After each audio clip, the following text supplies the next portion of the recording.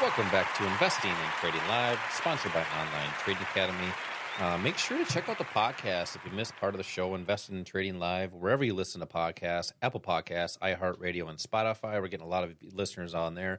But also the live stream on YouTube. You can just go to Josh Lilquist on YouTube and check out the live stream. Might even see one or two bloopers in there. You never know. But thanks to everybody that's watching live. We have a good time on the show talking about how the markets work and how to make smarter investing decisions, whether in your income years or your retirement years. And that's the key, is being able to have an income strategy or a wealth strategy at all times. And I always, sometimes when I teach these investing classes that we do here locally, I ask, what is more important, your income or your wealth? And it's actually both, because without income, there's no wealth. Without no wealth, there's no income. So that's the key, is having a strategy that's designed to be able to get you through all your years for whatever that your goal objective is, so you don't have to live lesser of a lifestyle. And that's what it's all about, is how do you want to have your life live? And it's not about money. It's about, what do you want to look like? What do you want your lifestyle to look like in your working years, but also retirement? And we have these free investing classes to introduce you to a lot of the techniques and concepts that we've been talking about here on the show. We talked about some of the traits that you need to be successful in the markets: patience, discipline, confidence, but also decisiveness that will help build some of those traits as well. If you missed those tickets for that class, just text the word investing to the number 210 for 2 seats. Text investing to the number 210 right now for 2 seats for the investing class locally right here in Bloomington. We also have these classes in Maple Grove and in Woodbury. So, Al, we talked a little bit about investors and why they're mad as hell at their advisors. And I can't blame them. If you have an advisor, and either if they haven't called you and said, here's what we're going to do to protect your money in these down markets, or if you haven't had a conversation with them ever, which most people haven't, why have them? Well, you're giving them your hard-earned money that you work sometimes 20, 30, 40 years, or even if you're just starting out, you're giving them all your money every other Friday. I won't say all your money, but a percentage of it, and you hope to have enough during retirement time. So there's other opportunities and other techniques that you can apply where you can do it yourself in the financial markets. And that's where people are really searching for right now. If you're probably Googling things on how to make smart investing decisions with your retirement account, you might even see self-direct your own account. Eliminate those fees, then you will have your best interest, like you were talking about in that article in the last segment. Al, talk a little bit about self-directing retirement accounts and why it's so imperative to be able to do that properly.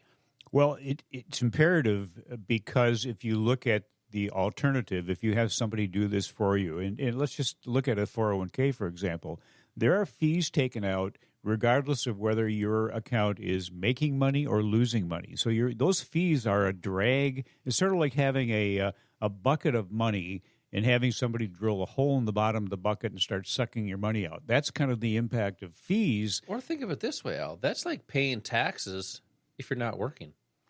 That's another way of looking at it. Think about that for a second. But the bottom line is it's loss. It's a loss to you. Yeah, and think about the psychology of that, though. I'm sorry to interrupt you there, because I think this is important.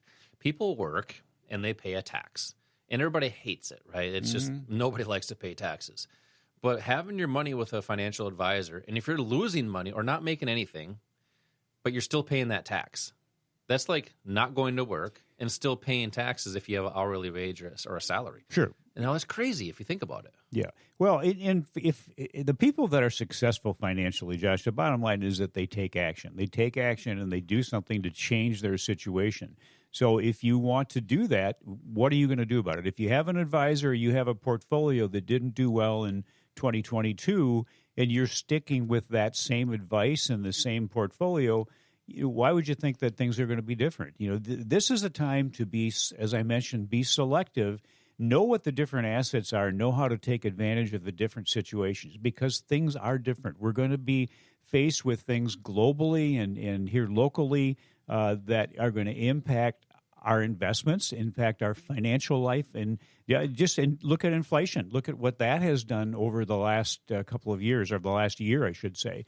And people used to think if they were making over $100,000 a year, you had it made. Well, what we're finding is that almost 70% of the people in the country, even people that live that are making the six-figure incomes are living paycheck to paycheck. But really, with inflation, 6 figures is nothing anymore. Well, not only is it nothing, but only 18% of the people in the country make over $100,000 a year, which means there's a lot of people that are really struggling. Yeah, so when I was mentioning earlier about income and wealth, which one's more important? Well, it's maybe having a second income strategy. You have to have additional income to develop wealth, because where does wealth come from? Where does the money for your retirement come from, or a wealth portfolio? It's an overflow of income from your income bucket, so to speak. So if your income from your job is only covering the necessities in your life, then there's no money left over to put aside for retirement. That's why it's so important to be able to develop the ability to have an additional source of income, but not from an additional job. Yeah. And we refer to this all the time, Josh, that the people that are truly financially successful have as many as 5 different sources of income and only one job. But why are people so conditioned and psychologically trained? Okay, if I want to make more money, I'm just going to work more hours. Well, why are you trained to do that? Why not do things a little bit differently than what the public is doing? Because the public doesn't, when I talk about the public, that's the average person. Right. Most people don't have enough money in their retirement accounts. Most people don't make enough in their income. So they say, okay, I'm just going to work more hours. Correct. Well, then that takes you away from your family, right? So why not have a second income strategy on, like, say, after hours, where maybe you have trading that's an opportunity, right? Well, you don't have to go work more hours then, and you can trade from home. Yeah. Well, think about it. If you ask most people, put 100 people together and ask them how you get additional income, and they're going to tell you, well, I either have to work overtime, or I have to get a second job, or I have to ask for a raise. Yep. Well, that is one way of doing it. But what about using something else that's available to everybody that you probably haven't been exposed to? And that's the financial markets. That's trading. Maybe it's stock, but stock really is more, equities are more for your long-term wealth portfolio. But there are assets that all of the big institutions, all of the professional money managers use that are short-term to help them develop additional income. When I said that the successful people have as many as 5 sources of income, one might be from a job, but the others might be from trading in the futures market or the foreign exchange market or the options market. Those are markets maybe that you haven't heard of, or maybe you've heard a little bit about them. Maybe you're afraid because you've talked to somebody who didn't do well with them. And those are people that weren't properly educated to use them. But if you don't know about those assets because nobody has taught you, or maybe you just haven't taken the initiative to go out and learn about them, we don't have a bias as to what you trade. And here's another thing about a lot of financial advisors. If you just went into 10 different financial advisors and said, here, I've got a couple $100,000, what should I do with it? My guess is that you'll get probably 10 different recommendations on what to do with that money. What I'm getting at here is that the advisors have a bias as to how they trade also, and it may not necessarily be in your best interest. So we don't have that bias when we teach. We want to teach you, give you access to everything that's out there.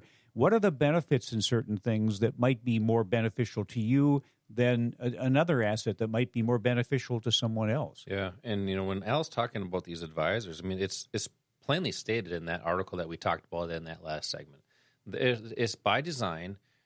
They're training you to do certain things because the ads or the research is paid for by the brokerage firms.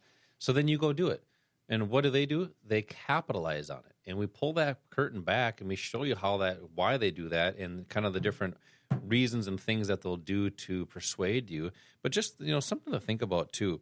A salary or an hourly wage is a bribe to keep you from reaching your financial goals. Let that sink in for a second. A salary is a bribe because you feel, okay, I'm going to get paid a certain amount, or an hourly wage. I'm going to get paid a certain amount per hour, and I'm going to get to where I need to be. But if most people don't get there, it's because that's that bribe that they continue to take. It's like that carrot, right? That's why if you're looking to build wealth, you need multiple income strategies. As I was talking about earlier, that's how you build that wealth. Trading is a potential opportunity for you, but you have to learn how to do that. You have to get educated on how to do that and then build those skills. And that's the knowledge that we talked about in the first segment, that we can try to help you, train you how to transfer that into skill.